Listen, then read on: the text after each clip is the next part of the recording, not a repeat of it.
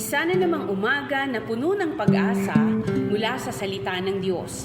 Halina at makibahagi sa ating umagang pagbubulay, pagpapalakas at pagpapatatag sa ating pananampalataya sa Panginoong Hesus. Mula sa Section 6 ng Southern Tagalog District Council of the Assemblies of God, tayong lahat ay magkaisa sa pagpapalagong espiritual.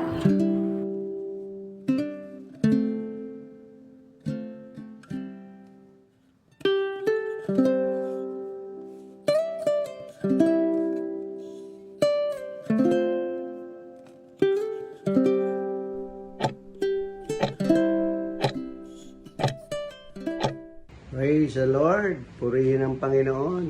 At muli mga kapatid, magandang araw po sa ating lahat. At sa ating pong pagsisimula sa araw na ito, marapat lamang na purihin natin ang Diyos sapagkat Siya ang pinagmulan ng lahat ng ating mga biyaya, physical man o spiritual. Ang ating pong teksto na ating pong pagbubulayan ngayon ay sa Ephesians chapter 1, verse 3. Purihin ang Diyos at Ama ng ating Panginoong Kristo. Pinagkalooban niya tayo ng lahat ng pagpapalang espiritual at makalangit dahil sa ating pakikipag-isa kay Kristo. So mga kapatid, maraming naghahangad ng pagpapala sa mundong ito. Pera, tagumpay, oposisyon. Ngunit, ang sinasabi ng talatang ito ay may higit na mas mahalagang pagpapala. Ang mga pagpapalang espiritual at makalangit na ibinibigay ng Diyos sa lahat ng nakipag-isa kay Kristo. Kaya ang tanong natin ngayong umaga, ano ang ibig sabihin ng pagpapalang espiritual at paano natin ito mararanasan sa ating pakikipag-isa kay Kristo. Bago po tayo magpatuloy, humingi tayo ng gabay sa Panginoon o Diyos na makapangyarihan sa umagang ito sa pagpapatuloy ng aming pagbubulay ng iyong salita. Dalangin ko, Panginoon, ingatan mo at bigyan mo kami ng karunungan at ang aming mga puso, bigyan mo ng bukas na isip, bukas na pagtanggap sa iyong mga salita. Salamat po. Ito ang aming dalangin sa pangalan ni Jesus. Amen. Amen. So mga kapatid, dito sa ating pagbubulayan ngayon ay mapapansin natin yung spiritual na tagumpay. Ano nga ba ang spiritual na tagumpay? Una, tayo ay pinagpala ng Diyos dahil kay Kristo. Sabi nga ng Romans chapter 8 verse 32, kung hindi niya ipinagkait ang sarili niyang anak, kundi ibinigay para sa ating lahat, paano pa kaya niya hindi ibibigay sa atin ang lahat ng bagay? Siya nga naman, kung ibinigay niya ang kanyang bugtong na anak, yun pa kayang ating mga pangangailangan? Hindi ba niya ibibigay ang lahat na mga bagay na ating pangangailangan? Ibinigay niya nga ang kanyang bugtong na anak. Ang ating mga pagpapala ay hindi dahil sa ating kabutihan, kundi dahil sa ginawa ni Kristo sa krus. Sa pamamagitan niya, binuksan ng Diyos ang pintuan ng langit. At ang bawat sumasampalataya ay makararanas ng walang hanggang biyaya. Ang kaligtasan, kapatawaran, buhay na walang hanggan. Ito ang pinakamataas na pagpapala na nakamta natin sa pamamagitan ng pakikipag-isa natin kay Kristo. So kapatid, tayo ay pinagpala ng Diyos dahil kay Kristo. Anong pagpapala yun? Kaligtasan, kapatawaran, at buhay na walang hanggan. Kapatid, ito ang pinakamataas na pagpapala na nakamtan natin.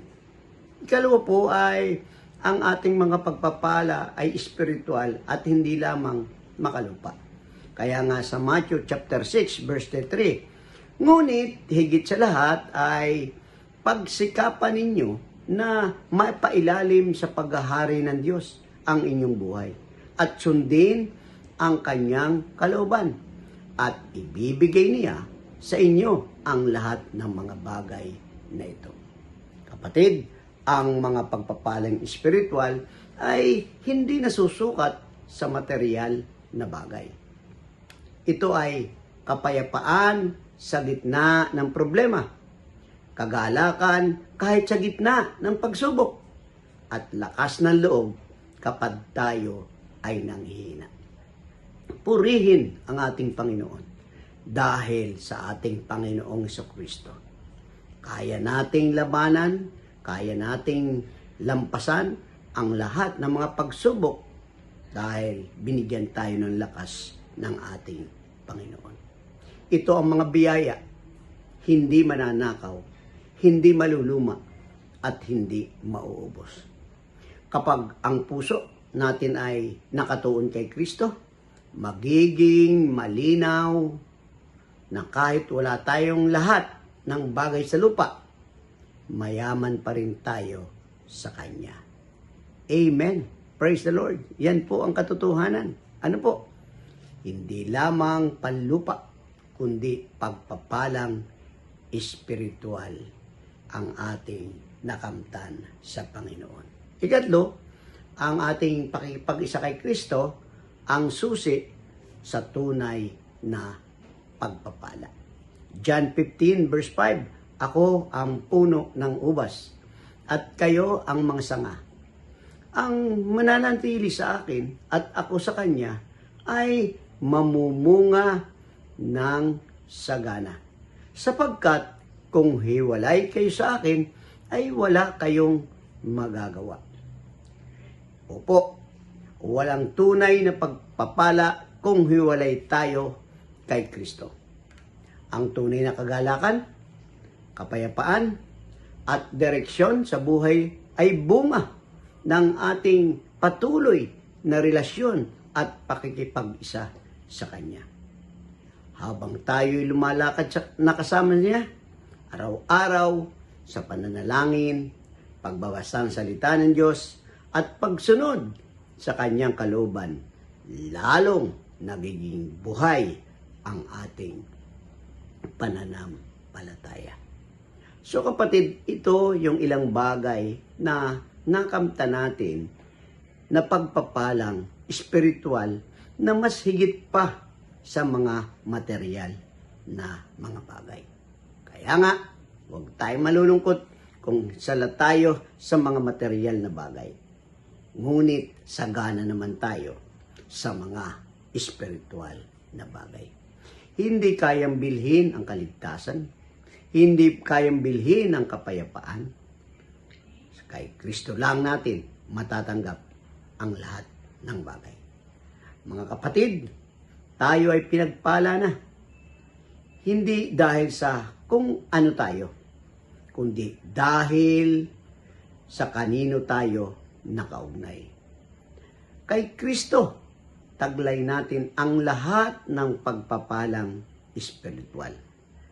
Kaya nga, sa umagang ito, pasalamatan natin ang Diyos at purihin siya sapagkat sa bawat araw siya'y tapat na nagbibigay ng biyaya na sapat para sa ating buhay.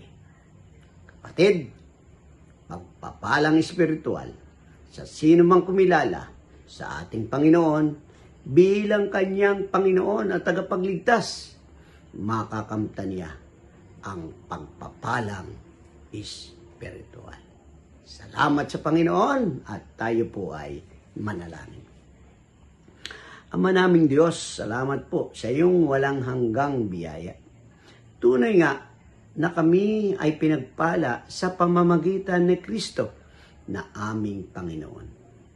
Tulungan mo kaming laging mamuhay sa pakikipag-isa sa Kanya upang maranasan namin ang kapayapaan, kagalakan, at katatagan ng Espiritu. Gabayan mo po kami sa buong araw na ito at naway makita ng iba ng iyong biyaya sa aming magawa. Ito ang aming dalangin sa pangalan ni Jesus. Amen.